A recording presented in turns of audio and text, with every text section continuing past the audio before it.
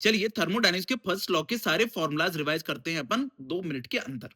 पहले ideal gas के लिए बात करूं, delta U equal to n CVM delta T always valid for an ideal gas, चाहे कोई भी प्रोसेस हो। And delta H equal to n CVM delta T always valid for an ideal gas. यहाँ पे यू एंड एच दोनों function of temperature only होते हैं। Real gas के लिए बात करूं, यू फंक्शन होता है वॉल्यूम एंड टेम्परेचर का, एच फंक्शन होता है प्रेशर एंड टेम्परेचर का। तो यहाँ पे delta U equal to n CVM delta T कब लगा सकते हैं, जब कांस्टेंट वॉल्यूम हो। And delta H equal to n CVM delta T कब लगा सकते हैं, जब कांस्टेंट प्रेशर हो। क्लियर है।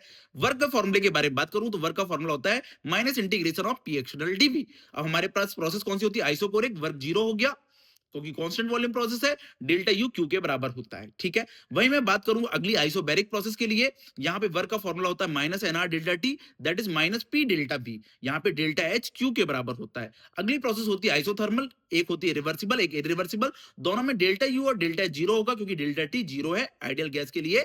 यहाँ पे डेल्टा यू और डेल्टा एच की वैल्यू जीरो हो जाएगी। रिवर्सिबल प्रोसेस के लिए वर्क का फॉर्मूला होता है minus NRT l n p one by p two या minus NRT l n v two by v one. Irreversible process के लिए वर्क का फॉर्मूला जाता है minus P external NRT one upon P two minus one upon P two minus one upon P one. After completion of process क्या हो जाएगा, P external P to के बराबर हो जाएगा। ठीक है। आगे बढ़ते हैं। एडियाबैटिक प्रोसेस के लिए क्यू जीरो के बराबर होता है, डेल्टा यू डब्ल्यू के बराबर होगा, that is n CVM delta T.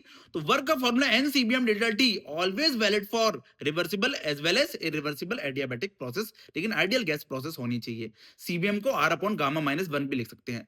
अब कुछ रिलेशन आ जाते हैं रिवर्सिबल प्रोसेस के लिए, PV two the power gamma is equal to constant, या फिर एक और आ जाता है T V two the power gamma minus one equal to constant, या PT gamma upon one minus gamma is equal to constant. Irreversible के लिए वर्क का एक और फॉर्मूला हो जाता है minus P external nR T two upon P two minus T one upon P one.